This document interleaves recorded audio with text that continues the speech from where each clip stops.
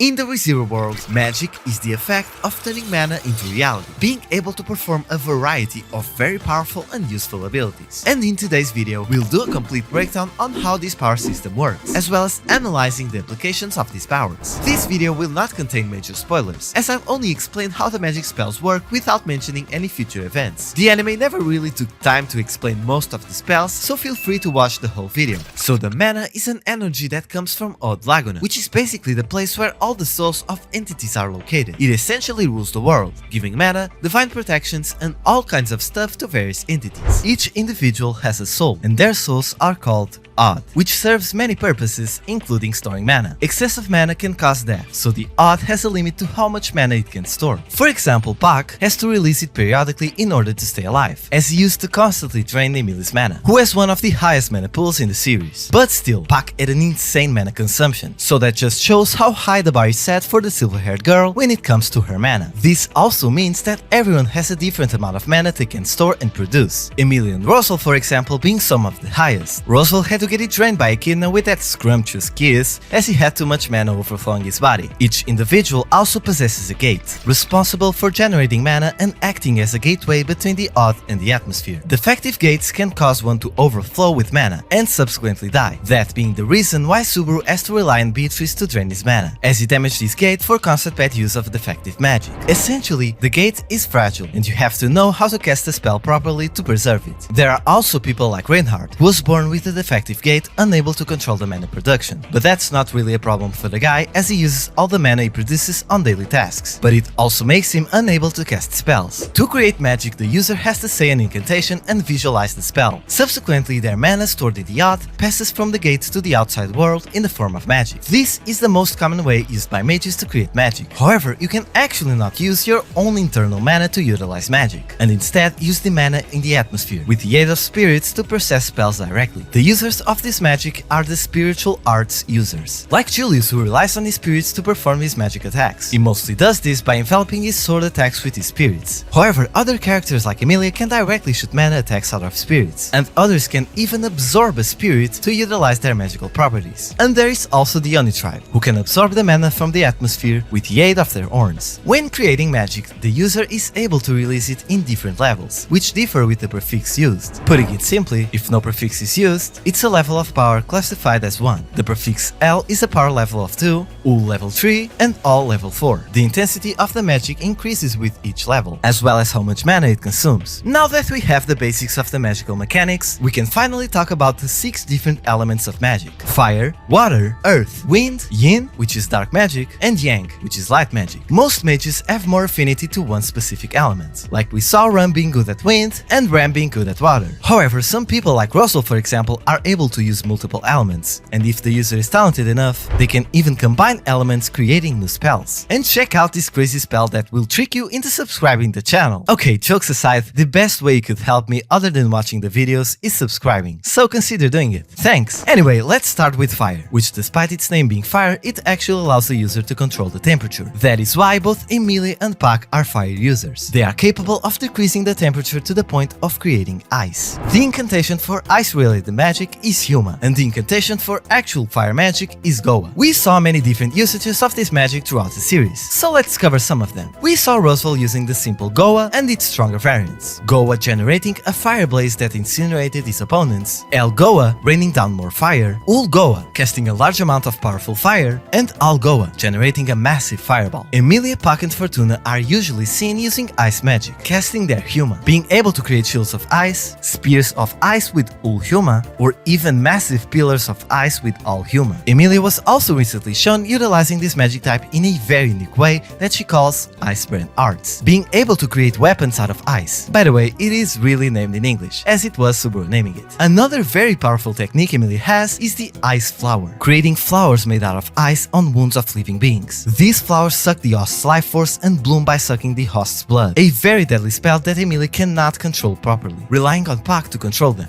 Emilia can also use Ice Ice Age, which changes the climate of a place to snow, and also a trump card called Absolute Zero, which freezes the atmosphere to an absurd degree, with even the time being frozen inside of the vacuum, and no one is capable of escaping it unharmed. Buck also uses the spell, freezing living beings to absolute zero temperatures, causing the target to quickly crumble to pieces under their own weight. He was also able to release Emilia from being frozen, so only someone with equal power to Emilia can unfreeze this. As for other fire spirits and spiritual art users, they are commonly seen using fire to envelop themselves in fire and perform attacks that way, like Meliquera with his fire wings, and another character that will show up in Arc 7, Arakia, the literal spirit eater. Sirius also seemingly uses fire magic, but she never said an incantation, so we are not really sure how she creates those pink flames. Okay, enough of fire, we move on to water, which is the magic of life and healing. This magic is often used by people like Ram, Felix, Emilia, Pac, and Beatrice to heal wounds, and depending on the user's skills and affinity with the magic, they are even able to reattach whole limbs. But there is one interesting aspect about the healing magic, as it is stated to be a gentle spell, and the individuals who have no regard for human life are unable to cast healing magic, that being the reason Roswell himself is unable to use the spell. By the way, if you are not aware, this guy is top 1 magic user in the world, being the healing magic one of the only spells he cannot perform, although being specialized in the overall water element. And despite the whole list of people I stated that can use healing magic, it's mentioned that it's a rare spell that very few people have access to. However, water not only heals, but can also be utilized offensively by creating ice, with incantation being human, just like the fire one. However, instead of freezing water particles in the air, they literally create water, but in the ice state. For example, Rem is seen using various different spells very similar to the fire ones, being able to create from small ice shards that pierce through enemies, to giant ice shards that were able to damage the white whale. The applications are also pretty interesting, like we saw when she used water on the blood of the cultists to create Huma and pierce through them, or even this shield that seems like water in the anime, but the incantation used was for ice. But it doesn't stop there, as this element also possesses one of the most scary and overpowered abilities, the Sacrament of the Immortal King. This is an ancient spell that supposedly allowed the user to reanimate corpses of the dead and make them to their bidding, although the full spell has been lost in time and it's currently impossible to replicate the full effects of it. It was seen on a prelude of ReZero, the X Novel 2, Sword Demon Love Song, that covers the past of Wilhelm, Theresia, the demi-human civil war, and the user of the spell, Sphinx, a failed Rizu clone that went on her own path to fulfill her creator's wish of revival. She was ultimately defeated by Roswell, and since then the only incomplete incantation of the spell was passed down through generations of the House Argyro, Felix's family. However, in the prelude story of the X1 novel, we learned that it was burnt to ash alongside with the Argyro mansion. Furthermore, the spell does not return the corpse's soul back to its body, meaning not even the Sacrament of the Immortal King can successfully revive a person just the way they were before their death. There is also a new application of water magic in the recent chapter of the novel, with its incantation named Shiha. It was performed by Ezel,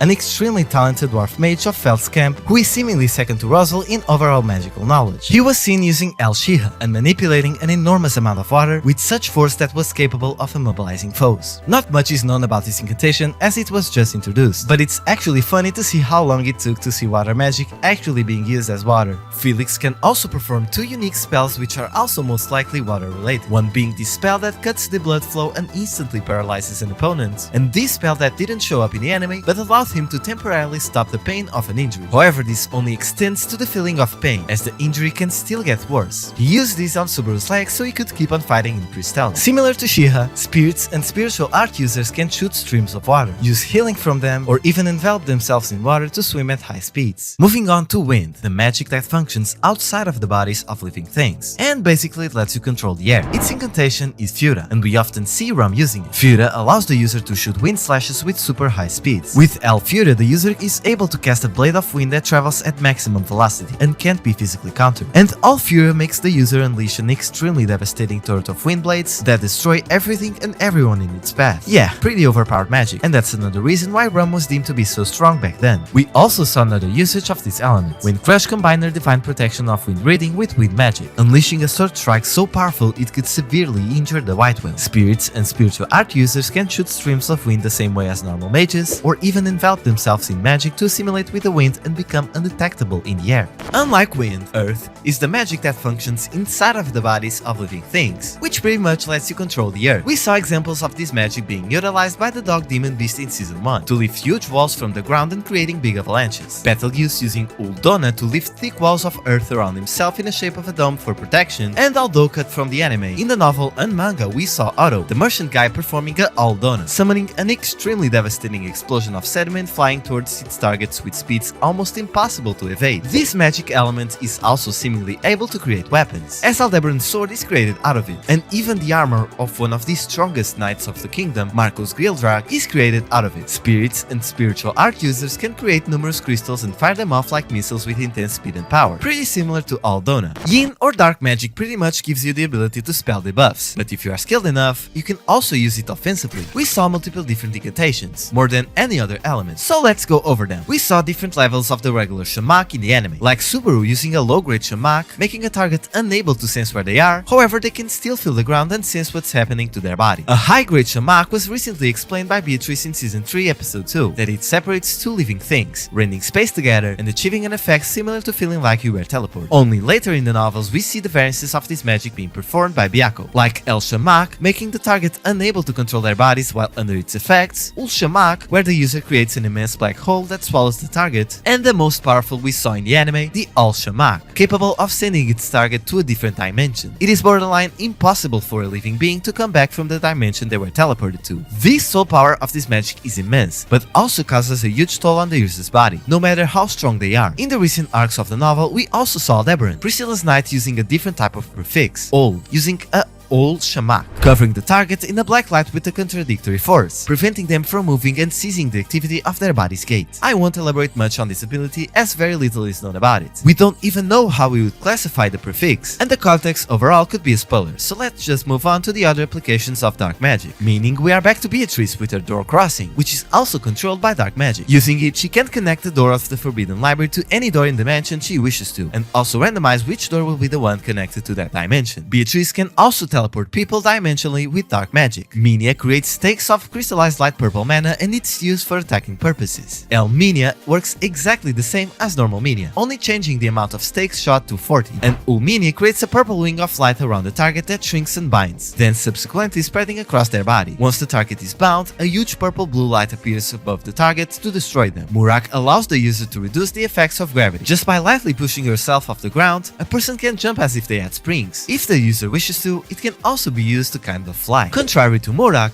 Vita allows the user to amplify the effects of gravity, making an object heavier, and Elvira just makes the objects even heavier. EMM is an absolute defense magic, used by the duo of Subaru and Beatrice. Beatrice uses Yin magic to interfere with the time and space around Subaru, creating a barrier, and during activation, he experiences no interference from outside the barrier. However, it forces Subaru to stand still, and it can only be used until Subaru's mana runs out. In this scene, Subaru basically faces through Regulus' attack unharmed. Think of it like Obito's dimensional power. It's very useful to avoid fast destructive attacks and find openings. EMT is an absolute negation magic. Basically, Subaru and Beatrice open a domain, which creates a spherical field several 10 meters along with Subaru and Beatrice, which negates effects from mana within it. It is useful against mages and those who use mana to assist their techniques, as it renders them basically unharmed. However, this power only negates the use of mana, and so it has no effect against opponents who specialize in physical fighting. And the last element is Yang, or light magic. Its incantation is Jawal. It can be used for supporting purposes, to boost one's physical resilience, or even for healing purposes. And it can also be used for attacking, like firing heat rays from the user's fingers, which can cause burns. El Jawad fires several rays from their fingers, and Al Jawad lets the user fire a destructive ray of heat from their palm that annihilates everything in its path and is extremely hard to block or counter. Yang magic was also shown being able to launch invisible bullets by Balroy, who shot them through the tip of his spear. There was also a usage of this element exclusively in the web novel, which allowed Priscilla to envelop a target in a veil of golden light and allow them to carry things with ease, probably boosting their physical strength. The Yang sword we saw Priscilla using may also use Yang magic. The effects are really similar, and the name of the sword literally gives it. Yang magic can also be used as a silencing magic that makes a person's voice so high frequency that it cannot be picked up by the normal ear. Spiritual art users can also envelop themselves into light magic to both phase through attacks and send belts of light with enough power to evaporate everything they hit.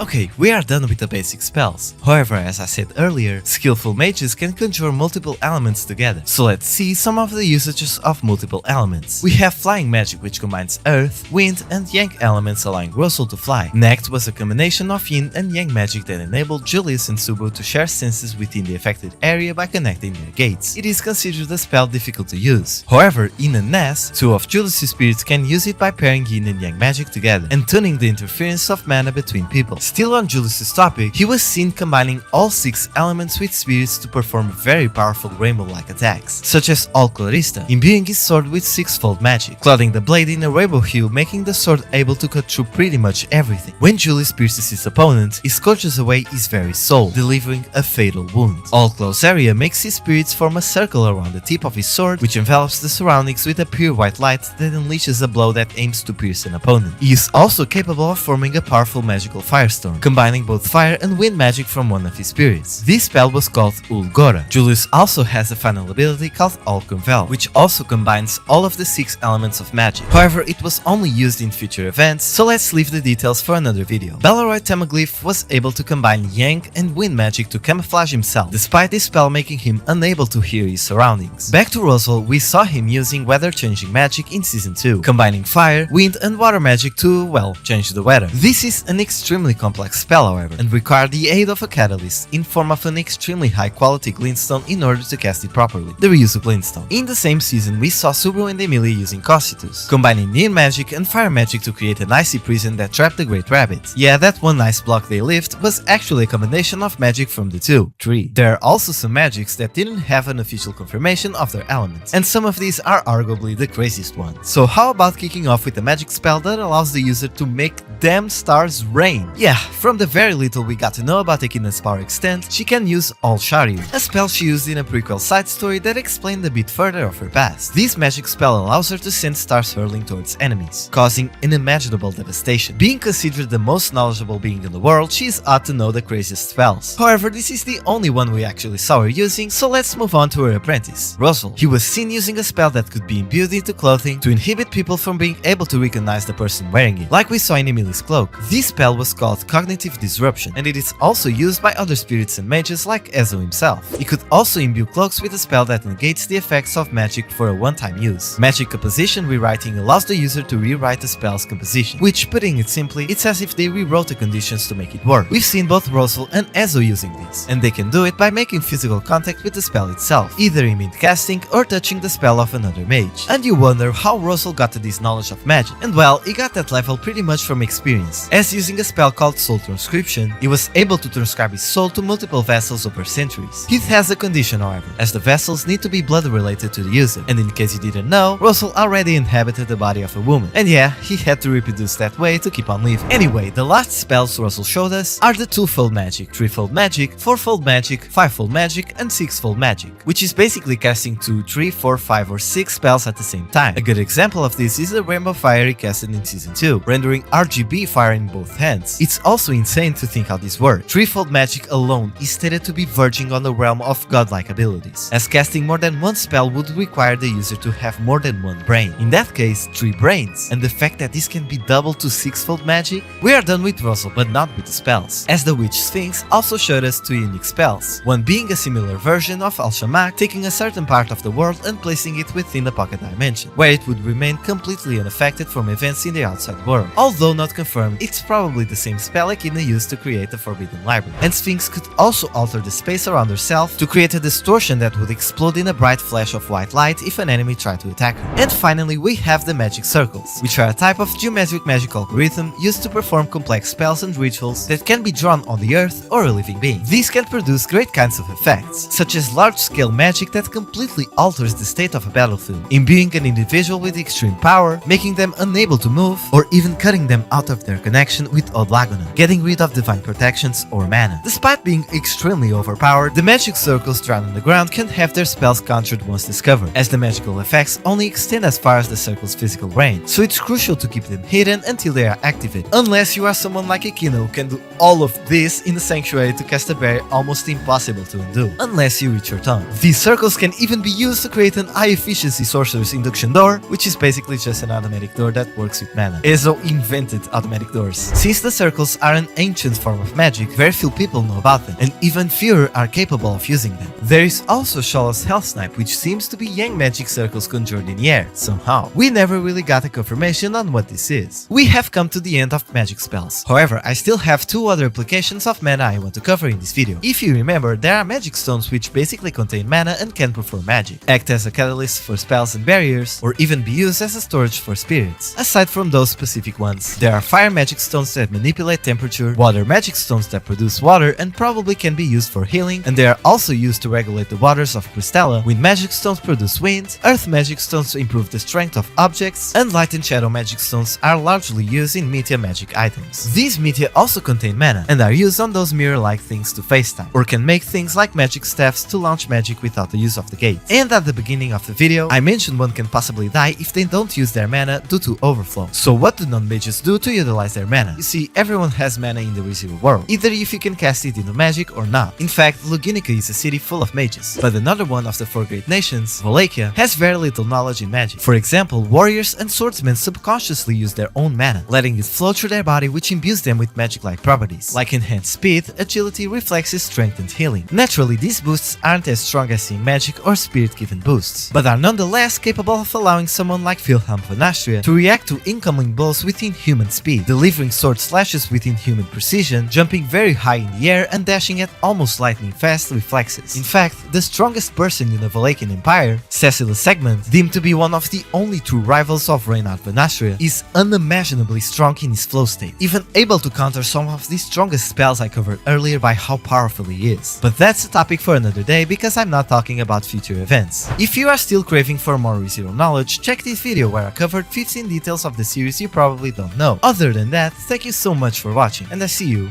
there.